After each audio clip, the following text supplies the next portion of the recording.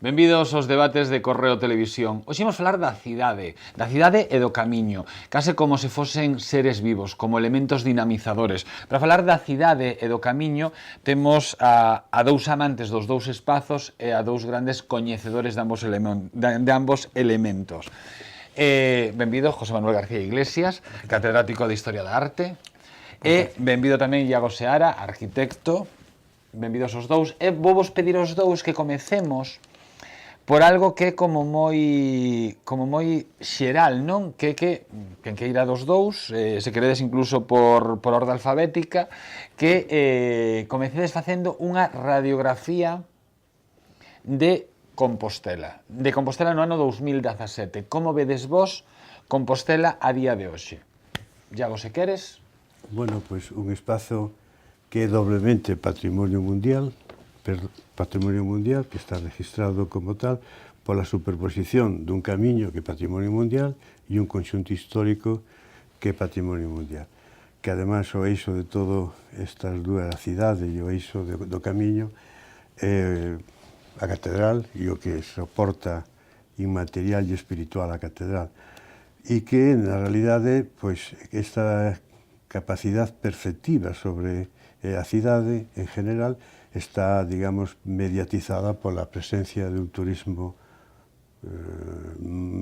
masivo e expansivo, ¿no? Que está meténdose por os intersticios da cidade, ¿no?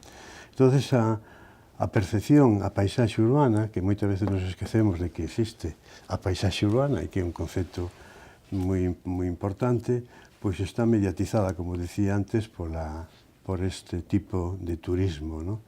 O turismo sempre existiu, porque sempre existiu o Gran Tour, esa viaxe por Europa, buscando Roma, buscando todo o mundo helénico, no? E o mundo clásico, pois aquí este turismo que hai agora, pois é un turismo que posiblemente o seu comenzo foi un turismo, pois, digamos, buscando o ambiente cultural e o disfrute de todos estes valores culturais que ten a cidade, non? Pero que hoxe en día está mediatizado por un valor de cambio máis que un valor de uso cultural ou simplemente humano, e ese valor de cambio, en definitiva, está tergiversando realmente a percepción da cidade. E de momento, como dice algún tertuliano de Madrid, aí me quedo. Aí me quedo. José Manuel? Bueno, pois eu totalmente de acordo co que di Iago Seara, quedome con isto de que é masivo, expansivo o turismo, que a cidade, evidentemente, hai moitas fórmulas para percibila, non? Eu diría a este respecto unha pequena anécdota que me sucedeu alá polo ano 1980. Era vicerrector de estudantes o profesor Cortizo, e resulta que tuvo unha gran folga dos estudiantes que estaban na residencia, porque o rectorado suprimiu naquel momento o autobús que levaba os estudiantes desde o campus da residencia hasta a Porta Faxeira. Había un recorrido que levaba os estudiantes en coche, claro está, dende un lugar a outro. Que quero dicir con isto? Que a percepción da cidade era que naquel momento era moi lonxe o que era a residencia do que era pois o centro histórico da cidade. Esta condición de un turismo masivo e falas, expansivo... perdón que te interrumpa, claro, ti falas do ano 80. Eu lembro que das primeiras veces que cheguei a Santiago pouco antes de vivir, da estación de tren a Concheiros, que hoxe en día son 15 minutos paseando, parecíame que era a fin do mundo. Claro. Efectivamente. Pero é moi interesante isto da percepción da cidade, de como un sinte as cousas máis ou menos cerca, e isto fai que a xente vaya non vai aos lugares. Aquí unha persona que está en Santiago, mellor no centro de Santiago, parece que é moi lonxe o CEGAC. Entón, isto é moi importante porque hai que cambiar o xeito de ver a cidade, e ver a cidade dunha maneira moito máis expansiva. Eu collería ese termo, porque realmente moita parte do territorio do que é o Concello de Santiago habría que incardinalo no que é o concepto de cidade para, de algún xeito, utilizar os espacios para cuestións diferentes. Bueno, hai o típico tema que non acabamos de arrancar, despois volveremos aos dos turistas, pero xa que deixades sobre a mesa que é esa división absurda que continúa aí entre zona bella e zona nova. Chegas ao derbi e aí acabouse todo, empezan dous mundos. Sin embargo, Eu penso que a este respecto están cambiando un pouco as cousas. Os turistas xa empezan a estar máis alá do que é a Praza de Galicia. Eu vexo turistas, o mellor, xa pola Praza Roxa ou por outros lugares de Compostela que indican que esa condición de unha cidade que necesita máis espazo para as súas xentes e para os seus visitantes, pois precisa eso, alongar o que é isto que eu digo debería de conlevar reutilizar os espacios, utilizar os espacios dunha forma distinta moitas veces. Non ten moita lógica, a meu modo de ver, por exemplo, eses grandes macros escenarios que se colocan na Plaza da Quintana. Non habrá outros lugares para colocar macros escenarios. Non é normal que nunha plaza desas dimensións se fagan espectáculos como os que ali se fan, cando hai no que é Santiago de Compostela outros lugares moitísimo máis axeitados. Por exemplo? Eu penso que son inercias. Son Sí, inercias. pero onde se podían ubicar, por Bueno, a exemplo? conquista do centro foi sempre un desexo moi generalizado por un sector, por outro sector, en este caso por os organizadores das festas, por outro caso os libreiros outro día, non? Porque se sempre foi na ferradura, iso é casi unha historia, unha tradición, un valor que está aí engadido, non?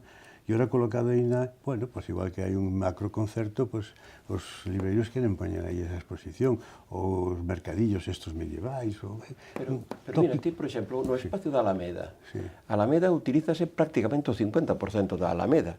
Cando eu era moi novo, cando era un neno, había os bailes das palmeras, na parte de atrás, onde está o monumento a Rosalía de Castro. Esa parte... E había bailes aí? Había bailes ali. Había parte das festas do Apóstolo eran naquela parte da cidade. Esa parte, hoxe en día, prácticamente hai composteláns que non a pisan durante todo o ano. Quero dicir, a parte que mira cara ao campus, que por certo é belísima. E por certo é unha zona que están descubrindo neste momento os turistas.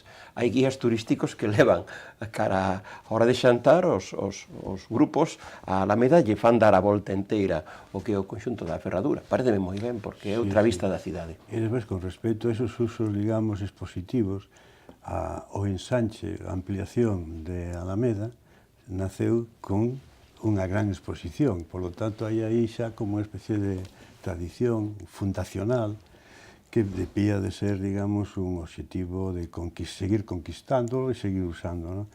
Pero penso que o centro é a conquista que queren ter todos os que están no sector da industria do turismo. Non se pode concebir que un local de 3 metros de ancho, como moito, e 5 de fondo, 15 metros cuadrados, teña despois na plaza da Quintana un espacio capturado, un espacio público capturado para 45 metros cuadrados contados, verificados, de terraza. Ten que haber unha normativa, terraza sí, pero non máis aló desa superficie que ten o local. E a mellor en algunhas zonas nin siquiera o 100% dese local.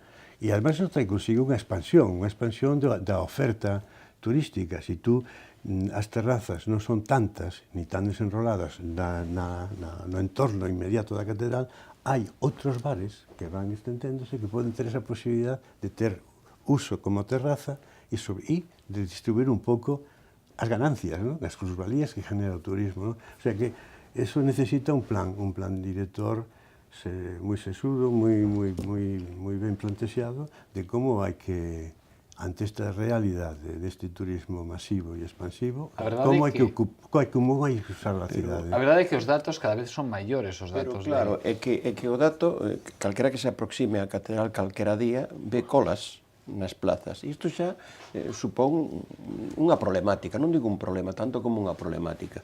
Eleva algo que a catedral propiamente nos amosa como conxunto. A catedral e as 4 plazas que rodean a catedral.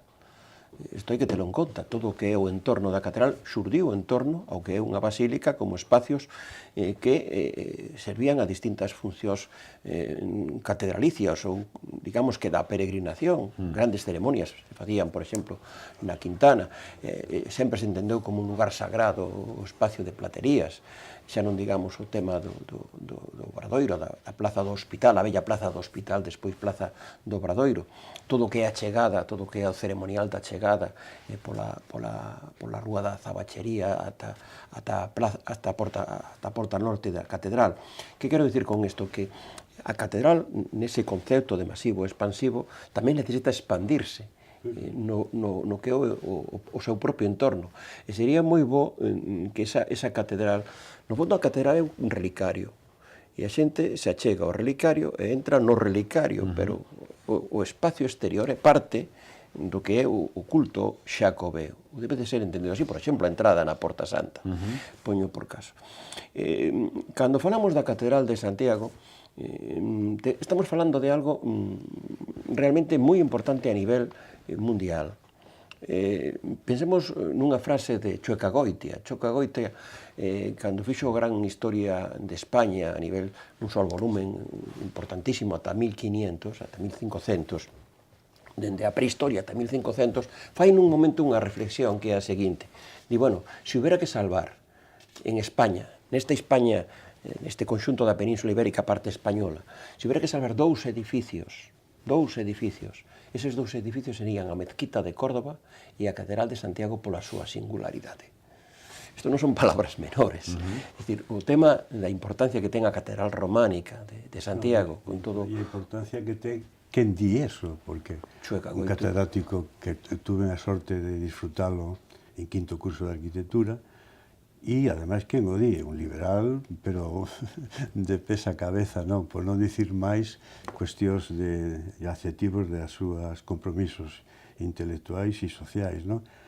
Bueno, un pouco vinculado, decían, por lo menos na escola, a masonería, esa masonería culta, bueno, e bueno, o di esa persona e ten un maior sentido, un maior significado. Pero podemos morrer de éxito? Porque os datos, dicía que os datos cada vez son maiores, a chegada os datos de cada mes sempre van subindo, sempre van superando os de anos anteriores. Santiago está mellorando en moitas cousas que a veces non as percebimos o ben que van, non? Si lembramos como era, por exemplo, a Rúa do Franco, fai 30 anos, eran unha serie de tascas en línea, a calidade que ten hoxe a Rúa do Franco na súa oferta hosteleira non ten nada que ver. Eso é unha imaxe de éxito.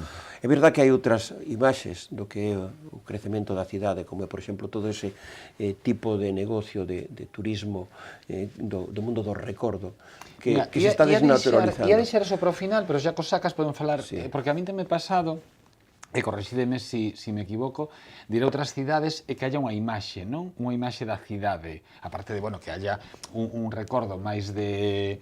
Bueno, máis así de andar por casa, unha cousa como máis vida de fora, pero había como unha imaxe da cidade de certas cousas que teñen como unha calidade, que teñen, pues, estou pensando, por exemplo, en Porto a Sardiña, non? Que é algo como que se repite moito e que está como moi coidado. Pero eu penso que a Santiago sí que temos moita imaxe, como a catedral e demais, pero que nos falta calidade de recordo. Sí, pero desde que se empeza a preocuparse seriamente a Administración Central daquela por Santiago e a catedral, nunca a comprenderon disociada, a comprenderon con o que se chamaba o entorno, o zona verde. Era un concepto de vincular monumentos e conxuntos históricos de unha forma unitaria, de unha unidade espacial, que establecían unha estrutura espacial moi especial, moi singular. Toledo e Santiago, que foron as primeiras declaracións importantes. E se concebía de que a percepción desde a ferradura debía de protexerse, que foi aquel conflito que, por unha denuncia que fixo o Departamento de Historia de Arte e a Dirección General de Patrimonio, de que se estaban perdendo esas vistas, non? E naceu, entonces, un concepto de deixar, digamos, baleirado para non interrumpir ese gran escultura que está, como dicía antes José Manuel, entre 4 plazas que son a prolongación do propio fito arquitectónico. E ese concepto, penso que de unha forma inconsciente e despois moi consciente no planeamento conservouse, que foron despois as zonas verdes que se estableceron en un segundo en un segundo anelo. e que son pois, os grandes parques que é o millor do plan especial e o millor que se fixo en estas dúas últimas décadas na cidade de Santiago, que son pois, os parques de Bonaval, o parque que está ali frente do hospital, bueno, todos esos que realmente que son fundamental vinculados ao Sarela e ao SAR. Sí, que din que incluso podes, que esa historia. que non me contestaste esa pregunta que fixen, pero despois Pero- volvería a ela. pero Pero que podes percorrer a Amendo a non de parque en parque. O sea, Sí, ti pero- podes facer un... Pero son tan vos esos intervencións que ahora están prolongadas por o SAR dentro da colexiata, o outro importante xa en un tercer cinturón que é o do Gallas, Efectivamente. que dá un salto. Eso ten unha potencialidade que no momento que se enteren os da industria do turismo aquí son uns atractivos de enorme interés e además pode ser a recollida desa expansión e digamos, de disminuir a presión en torno ás 4 plazas que dicía Xosé Manuel en torno á catedral. Efectivamente, estou moi de acordo. É que o tema da importancia que teñen os parques e os xardíns de Compostela é algo que tamén os composteláns non o perciben axitadamente. Hai moitas guías antiguas que falan de que Santiago é unha cidade que está entre dous ríos.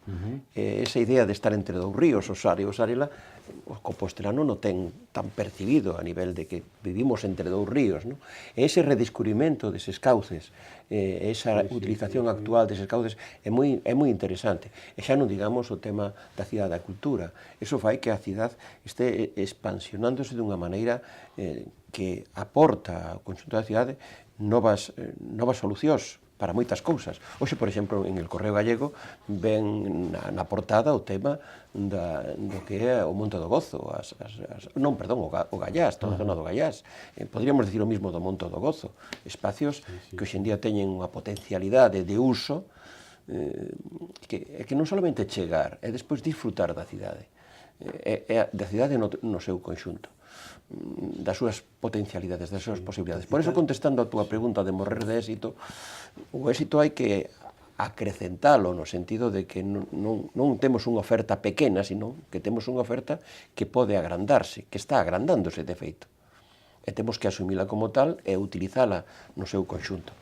Pero pode darse... Perdón, Iago, Eu facía esa sí. introducción que fixen antes dos parques e digo un tanto máis, no ano 2009 ou 2008 convocaron a Asociación de Cidades de Patrimonio Mundial, que hai unha asociación que dá todos os anos un premio a sí mismo, bueno, a un dos asociados, sí. A mí tocoume 2 veces estar no xurado e en un delas Perides máis eu presionamos hasta que fora Santiago premiado, pero non por nada que se restaurase no conxunto, sino por esos parques, porque era unha garantía de preservar as relacións espaciais tan ricas que tiña a cidade con esta nova incorporación do rural, digamos, un pouco mistificado para facelo ensamblado co urbano, non? E levou ese premio, con un aplauso de todo, levaron un carrete de diapositivas, e non houve digamos, discrepancias en ese aspecto, pero eso está aí. Son magníficos estos parques. O do Sarela, que está ahora a correr con unha especie de jardinería, de hortas ecolóxicas para ir a xente a traballar. Uns conceptos maravillosos. O río como un valor que se renace, o valor do Sar e do Sarela na zona do Hospital Antigo.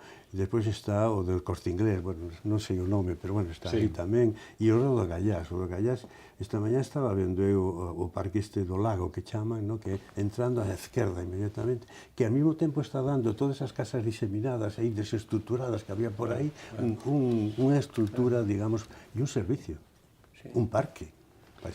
Volvemos aos turistas e a masificación ou non masificación, e hai un tempo, unhas semanas, saían voces de alerta sobre certos lugares onde, debido á masificación de turistas, as persoas que vivían nelas empezaban a amosar certo rexeitamento cara a esta xente que chegaba de paso. A xente daqui? Non en Compostela, falaban a nivel mundial que había como unha especie de odio turismo, non? Que era un movimento de certas persoas que, habitantes dun espazo, que ao mellor non poden levar unha vida normal no seu día a día porque as cidades nas que viven están masificadas de turismo. Pode chegar a suceder isto en Compostela? Eu penso que non.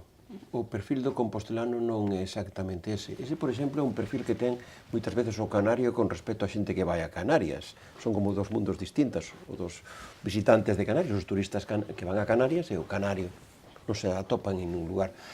Nos non nos recoñecemos, pero sabemos que a xente que pasa frente a nós pola rúa son turistas e nos parece todo moi ben, porque estamos acostumados a ese tipo de Pero imaxe. recoñecelos porque van en chanclas a maioría, Claro, sí, pero recoñécelos Sí, como sí. tal. Esta é unha cidade, isto Sí, para sí. mí sempre foi moi curioso, de que ti vas por calquera cidade en xeral, e a xente da cidade, falo de cidades pequenas, de lugares pequenos, máis ou menos a xente se coñece.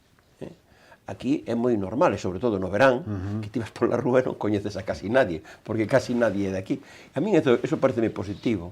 Somos unha cidade que recibe moito visitante, moito turista, moito peregrino, xente de todo o mundo. Realmente, ese é outro concepto tamén moi importante. Aquí a xente que ven é de moitos lugares diferentes. E penso que iso é un orgullo para esta cidade. Que se un teña problemas con algo que debe de ser un orgullo, pois non me parece moi normal, non?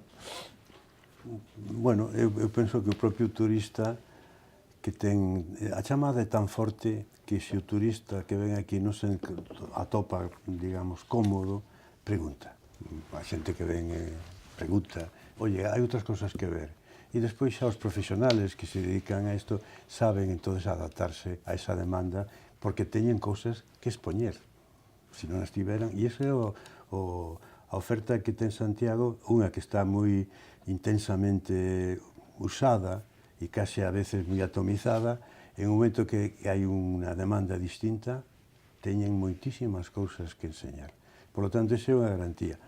E despois o turismo adulto, aunque sea masivo e dentro do concepto de expansivo, ese turista adulto non se contenta con un panfletillo, busca unha guía e busca máis información. E iso é o que salva, porque isto non é un turismo de masas que busca o sol, este é un turismo de masa que busca algo, ¿no? Que está vinculado a unha evocación por algo tan importante dun magnífico conjunto histórico e dun magnífico conjunto catedralicio, con todo o que está alrededor. Tamén hai voces que apuntan a que últimamente o Camiño estás a vender fora daqui, no estranxeiro sobre todo, como unhas vacacións moi baratas. Vacacións, isto eu falaba con xente que traballaba na hostalería, que o problema é que vendían o Camiño como unhas vacacións moi baratas, que gastas unha media de 30 euros o día como moito, e cando chegan a Compostela, pretenden, e esta xente dicía que Compostela non é o Camiño, é o final do Camiño. Sí, pero que pretenden tamén seguir gastando. Pero, Carlos, perdona que te diga, a mí me parece unha distribución das plusvalías, porque esa xente pasa, por cuántas son as etapas galegas? 5, non? As do Camiño francés, porque pois hai outras. Bueno, a mellor, un turista a mellor gastaba aquí, non sei, por poñer algo, 500 euros, ou 1000 euros. Sí. Bueno, esos 1000 euros e o presuposto repartiuse por non sei cantos con municipios. Solamente fai falta ver, en este momento, desde o ano 90, 1993 ata agora, o que creceron lugares como Pino, ou como Sarria, todo o que son os núcleos que van polo camiño, que están no camiño, todos medraron dunha maneira moi importante en base a que hai unha riqueza que vai facendo iso posible. Bueno, é certo tamén que se diversificou moito os camiños. Antes solamente era o francés e agora moita xente ven pola Ruta da Plata, fan outro tipo de camiños. Sí, pero aquí fago outra observación. Patrimonio mundial tamén, o Camiño do Norte, Sí, e ademais, neste momento, intensamente, por exemplo, está sendo moi modélica a actuación do Principado de Asturias. A concienciación que está tendo neste momento o Principado... Que foi o que tirou realmente desta denominación, desta declaración. Que esas comunidades veciñas asuman o camiño como algo propio, para nós é moi importante, porque realmente eses lugares fan medrar o camiño, fan crecer este concepto, danlle máis posibilidades. Pero no que dicías antes do que é Santiago, pensade unha cousa, Santiago no ano 2000, nadie iba no ano 2000 ao mercado de abastos. Digo dos turistas. Os turistas non iban ao mercado. Hoxe en día, casi non hai turistas que non pasen Bueno, por o é o mercado de Abastos. segundo- O segundo monumento Por eso che digo. máis visitado da cidade realmente- despois da catedral, é un dato... Pero un dato é un Sí. dato que se miras cara atrás non ten historia. Tamén non hai ten que, historia. tamén hai que valorar moito todo como mudou, como se modernizou e como profesionalizaron o mercado de abastos hoxe en día, e penso que hai unha sinerxia magnífica que de utilización mutua dos grandes chefs que viñeron á cidade ou a pero xente que presumen eso é unha propina, de, non? de produto da, Sí, da praza co cal, bueno, ao final penso que hai moitas circunstancias que se van O xuntando. atractivo dese edificio usado como un valor máis significativo, que ademais parece que proyecta ese uso, ¿no? Ese valor, digamos, material e valor inmaterial de uso dun atractivo tremendo, ¿no? Porque os mercados teñen sempre un atractivo de colorido, de non sei que e tal, e que é apreciado cada peregrino, por dicir así, cada turista, cada visitante, en súa propia cidade, e que lle gusta. Vai unha corriente de góstame ir ao meu mercado, ¿no? En Stuttgart, bueno. Entón, a chegar aquí, esa costumbre xa está preñada. E ¿no? non é moi bonito. Claro. Non é bonito. Sí. Falemos do primeiro monumento máis visitado, que é a catedral. E a catedral, a finais do 2020, supónse, agárdase que sexa cando rematen as obras da catedral. Que vai supor? Volver ver de novo a catedral sen andamios, sen... Bueno, Iago é un experto nesta materia, pero o que é o mantemento dun edificio non se acaba nunca. Realmente é algo que hai que continuar no tempo. Bueno, como a casa de cada un, non? Pensar, Que nas casas de cada un hai que facer sempre.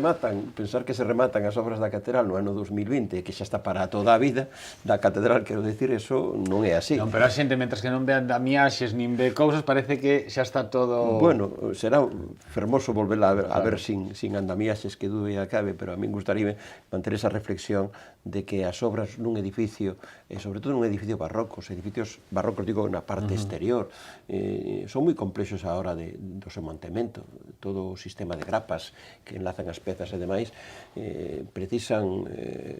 precisaron durante moito tempo, durante as últimas décadas, Iago estuvo nestas historias en moitas ocasións, pois grandes cuidados de conservación.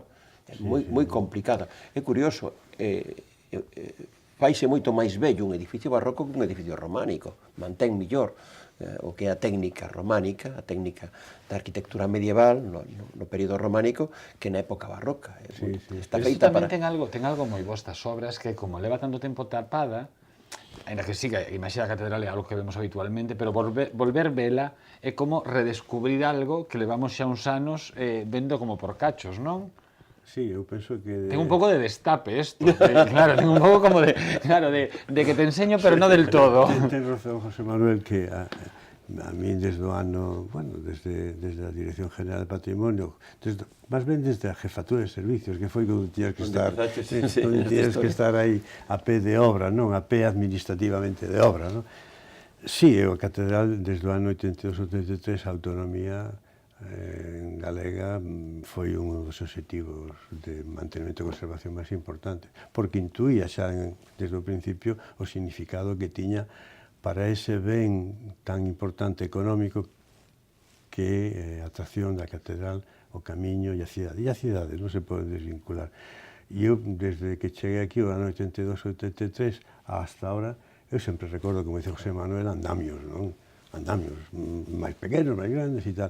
O que pasa que agora coincide con un dictamen que foi cando se iniciaron as obras, os proxectos de conservación e restauración, un proxecto básico, o digamos, maestro da restauración do Pórtico da Gloria, tuvo que facerse un esforzo enorme, digamos, profesional e de comprensión das fábricas da catedral, para saber de como se acollía a humedade, como recorría a humedade polas fábricas e como chegaba hasta o pórtico, non? E a partir de aí xa se estende esta metodoloxía a todo o demais.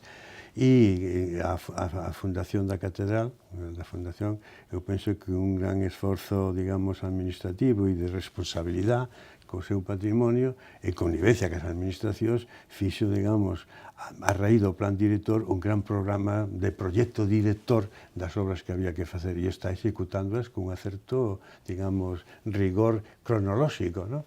E, bueno, sacaron un concurso importantísimo de seis temas importantes e urxentes, un concurso aberto, unha distribución de por méritos e tal, e se distribuíron estes 6 proxectos que son os que se empezan a ver, os das torres, o do cimborrio, o das cubertas, unha vez máis, dentro desa digamos, explicación que facía José Manuel de que realmente a fábrica por donde se pon un pouco en peligro é a través da choiva e os temporais, porque non é o mesmo unha choiva pertinaz que un temporal con unha presión, etc. Y bueno, o cimborrio e as torres, como decía, han sido unas intervenciones moi importantes, as 3 torres e a fachada, que está ahora, e eu penso que iso é un exercicio de responsabilidade e unha mensaxe clara de responsabilidade sobre o propio patrimonio de que os primeiros o Cabildo da Catedral, segundo as administracións que teñen a competencia, non? E iso hai que verlo así. E eu penso, facendo tamén un pouco que dicimos dous, de que o mero feito de mandar estas mensaxes, esas imaxes por todo o mundo, que a Catedral con andamio, ao mesmo tempo é unha publicidade. Claro, tamén, que é como agarda a que isto se poda volver ver. En ese sentido, e dicir, oye, que ben, que se están dedicando a ela. Sí. Ali hai rigor, hai sentido común. E como cando tapas algo sempre hai curiosidade por volver ver o que hai detrás. Que o que mellorou a Catedral nos últimos tempos hai que poñelo en valor, é dicir, o arquivo da Catedral, como era o arquivo fai 30 anos, é como é o arquivo hoxe, a nivel de poder utilizalo. Cando iba ao arquivo da Catedral a traballar nel, pois nos anos 80 estaba eu solo e morría de frío. Hoxe en día hai xente, hai investigadores ali, hai técnicos ali, e se pode traballar dunha maneira moi importante. O museo da Catedral é un museo certamente exemplar e, por certo, moi visitado. Hai que darse conta de que non solamente é o museo da Catedral, a carón da Catedral está o Museo das Peregrinacións, está a Casa do Cabildo. Hai un conxunto xa museístico que sería bo ampliálo, que é San Martiño Pinario e San Paio de Antaltares, para ter en torno ao que é a Catedral un conxunto de centros de coleccións visitables importantes. Falando do museo, o ano pasado apareceu, penso que nesas horas, unha figura, non? Unha escultura do mestre Mateo. A Catedral agocha moitos tesouros que aínda non descubrimos, ou Compostela agocha moitos tesouros. Bueno, estou pensando que en Casas Reais tamén hai uns anos atoparan unha arcada medieval ou algo así, non? Sí, ese era un tema moi antigo, non? Sí, pero hai anos. Se ideou. Nos anos 70 do século pasado apareceu un medio coro da Catedral, medio coro pétreo, no que era o enlosado que estaba en riba da cripta. Pero que parece mentira que hoxe en día, que o ano pasado de repente apareza unha escultura do mestre Mateo no ano 2016 na Catedral. Isto é como na economía. É unha figura grande, aparte. Isto é como na economía, que os economistas explican moi ben as cousas despois de que pasan. Tamén aquí se pode explicar moi ben a historia da arte despois de que pasa. Iso é un recheo realmente feito cando se te fai unha fachada, estáse de alguna maneira buscando darlle peso a unha torre, e a miña tamén esa aparición aí plantéxame moitas dúbidas de por que unha peza tan grande, porque eu vin a peza na exposición do Museo do Prado, é unha peza realmente inxente a nivel de tamaño. E iso a min sonou un pouco a sepultura dunha peza. As pezas cando salían, que desapareceran. Cando as pezas se enterraban. As pezas se desmonta, se pon un novo programa estético en funcionamento e en base sempre a unha nova funcionalidade por liturgia ou culto que se quera dar, pero nunca están separadas. Entón, ese novo programa estético se leva adiante por a cuestión de ponerse a la paxa, a la moda, ou lo que fuere, non? E se encontran con unha fábrica, digamos, en este caso, pues, románica, do maestro Mateo. Por exemplo, o Cabildo e o arzobispado en aquel momento coñece o valor deso. e como coñece esa, pon en bon recuerdo, esas pezas. As pezas que se levantaron na buchería estaban en un cajeado e ao rededor había cunha arena con cal. Non é ninguna forma... Un enterramento. Un enterramento, É un enterramento. perfectamente. Ah, vale. Pero para ponerlo protegida, ¿no? Conservada. Bueno, y después aparecen y tú as musealizas, ¿no? Ese primer acto de musealización eran esos. E o que estaba ali na escaleira, no recheo da escaleira, pois, bueno, ali quedaba en bon recaudo, ¿no? Pero queda moito máis para descubrir, ainda queda moito máis por descubrir na catedral. Sí, sin dúbida que sí. Cando na catedral, dende logo que poden aparecer cousas, evidentemente a catedral, cando se fixeron as excavacións do ano 50, no século pasado, apareceu algo tan importante como a lauda de Teodomiro, o sea, que é fundamental no que a historia xacobea, pero seguramente cada vez que... Pero non solamente por descubrir, José Manuel, aspectos do programa escultórico da catedral, sino aspectos, digamos, de elementos constructivos de enorme significado precientífico ou preindustrial, pretecnológico. Por exemplo, na reposición da cuberta do espacio que hai entre a Torre Norte e o caseto, vamos, o espacio delimitado da tribuna, apareceu un sistema, digamos, de recollida de auga e a cuberta primitiva de pedra desa cuberta, ¿no? Con unha enorme secuencia que foi necesario utilizar metodología e arqueólogos para poder facer este desmontaxe cultural, ¿no? E dun enorme significado, que o proxecto final, na memoria final do proxecto, fai unha memoria minuciosa e programada de cada elemento, cada extracto de eso e tal. Eso está sin publicar todavía, pero é un acontecemento importante que repoñía e daba a mensaxe de que esa cuberta pétrea que estaba de cara á nave, as cubertas pétreas da nave principal, era idéntica a que estaba no outro lado. O sea, contra torre e contra torre. O sea, hai cantidad, desde o punto de vista de arqueología muraria, cousas importantísimas. Falábamos do 2020, que era o ano no que se supón que rematarán as obras, pero un ano despois, ou seja, estamos a 3 anos e medio, aproximadamente, é de novo ano santo, 2021. Como habería que aproveitar ese ano? Bueno, como xa o teñen programado. Xa está, si, a estas alturas xa está programado. Non sei, se estamos co tema da catedral... Sí, bueno, catedral, Xacobeo, refírome un pouco de... Eu penso que... A cidade, incluso. Eu penso que o Concello incluso está intentando ensamblarse a ese gran acontecemento, non? Home, o que sí é verdade, tes experiencia a este respecto, eu creo que tamén teño algunha, non se improvisa. Unha cuestión como o ano 2021 ten que ser moi ben programado e con moito tempo. O que é un gran proxecto como pode ser o ano santo do ano 2021, seguramente que ten que empezar, entre comillas, enténdase ben o tema, a venderse pois no ano 2019, máis menos, 2 anos antes. Eso supón que no ano 2018 debería de estar moi madura xa unha preprogramación para facela con...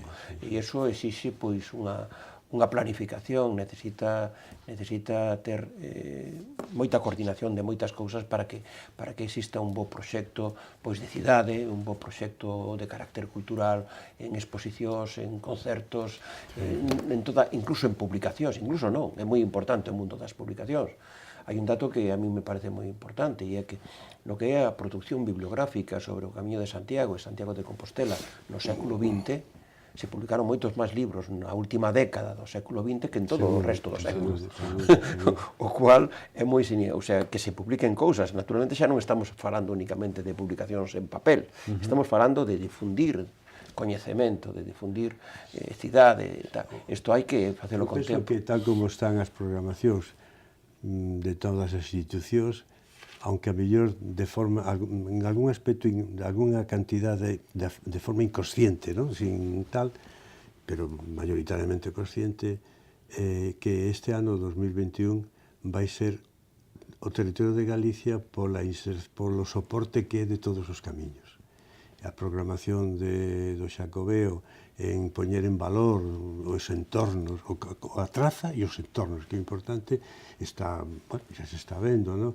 Coa implicación do Ministerio de Fomento. Bueno, o sea que hai unha serie de perspectivas xa abertas que, desde o meu punto de vista, sin ser un membro desas cousas, que está dentro do programa, ¿no?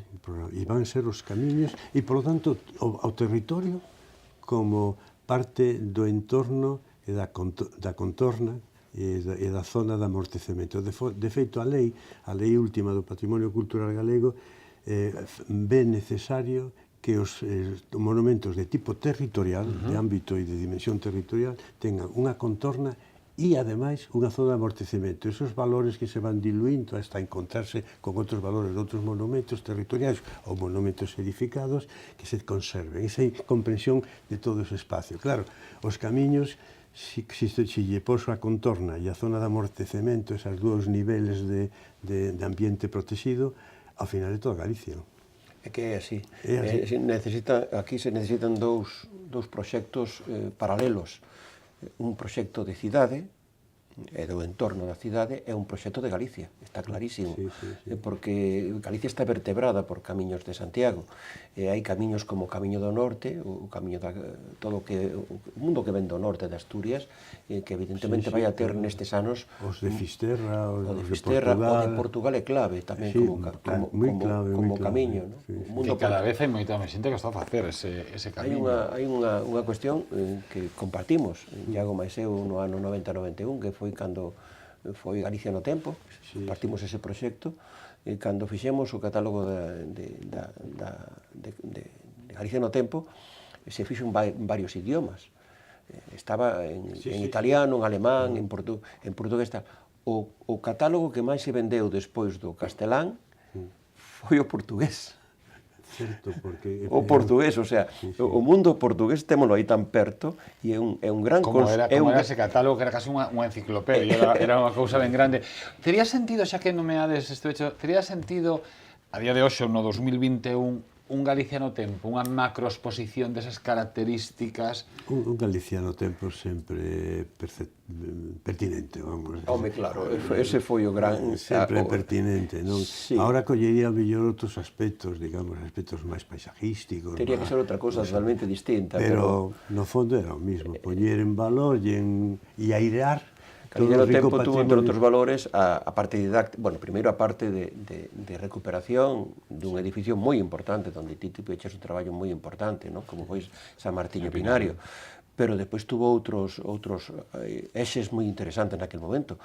Utilizamos xa no ano 90 tecnoloxía, cortaste das pantallas táctiles, é dicir, que quero dicir con isto? Que o que se faga, ou se fai algo cara ao ano 2021 deste sentido, ten que mirar non cara ao 2021, sino cara ao 2050. Incluso na historia da protección e a conservación, na historia da restauración, os criterios de restauración, ali puñéronse as bases de un sistema, hasta o momento de crear un autoclave para todo un gran, bueno, digamos, retábulo, non? Foi o precedente natural. Se envolveu un plástico moi ben sellado para poder... Fumigamos. Pero bueno, que non se había feito... Habería que facer un programa solamente para contar toda a intrahistoria desa grandísima exposición. Foi unha historia maravillosa. Se imos rematar, entón pido vos os dous, así comezamos, que fixerades unha radiografía, pois agora ao revés. Pido vos que como vos gustaría que estivera Compostela no ano, vos falabades no ano 2021 que teria que estar Galicia, Compostela, pero eu vos vou pedir que falemos en concreto de Compostela, como vos gustaría que estivera eso no próximo ano santo, no ano 2021. Como comezou Iago? Pois eu creo que vai medrando ben, porque é unha cuestión de que se van facendo cousas ben feitas. Digo, non estou falando do Concello, nin estou falando da Xunta de Galicia, estou falando da cidade, de como a cidade, como a xente que vive na cidade, como quenes teñen tendas na cidade, como en definitiva está medrando. A min iso parece que en xeral a cidade está medrando ben. En ese senso, penso que o ano 2021 a xente o está esperando, xa o está esperando agora, e esa ilusión fará que todavía sexa millor. Eu teño grandes esperanzas, non para o ano 2021, sino para este percorrido que temos ata entonces, porque facer cousas e facelas máis ou menos ben, máis ben que mal, non? Ou que regular é importante. As cousas non se van a facer dun día para outro, hai que ir facéndoas pouquiño a pouco. Esta é unha tarefa que ten moitos puntos. Ten que funcionar a administración, ten que funcionar o goberno local, ten que funcionar a universidade, ten que funcionar o mundo dos arquitectos, dos urbanistas, de todo tipo de colectivo que poida aportar algo, pois debe de aportar algo, e seguramente que saldrá moi ben. Iago, exerce de futurólogo. É difícil, pero eu penso que conservándose o que temos históricamente consolidado como concepto e como patrimonio, sería un gran acontecemento, e eu penso que iso vai seguro que sí. E despois está os avances que o plan especial e o plan general aportaron a ese entorno que hoxe en día non se comprende un conxunto histórico sin ese entorno, sin esa contorna, e os monumentos como estruturantes dese espacio, destes conceptos, eu penso que é un capital que está aí para poder, digamos, explicalo con unha dimensión mucho máis espacial, non? E creo que esa é a valoración que pode, digamos, ser máis agradecida pola xente que ven, que vai vir. De feito, hai outro aspecto moi importante. Sin ser, digamos, un gran documento, a Galicia deu un paso importante con a lei da paisaxe e o Atlas da Paisaxe de Galicia, que isto é moi importante, o sea, que hai aí como un material para que estos grandes diseñadores de programas culturales e proxectos culturales a ofrecer a esta industria que ten cosas moi boas e algunhas malas, pero moitas moi boas, pois hai aí un material para poderlo explicar. Vai ser Santiago vinculado sí o sí, funcional e fundacionalmente a toda Galicia. Moitísimas grazas aos dous por asistir, José Manuel García Iglesias e Iago Seara. A vostedes, hoy podo decir unha cousa, que hai moitas compostelas por descubrir, desfrútenas, é o único que poden facer. E Iago falaba de paisaxes, falábamos de arquitectura, hai moito que descubrir nesta cidade e que desfrutar. Nos marchamos, continúan a programación de Correo Televisión, sexan moi felices.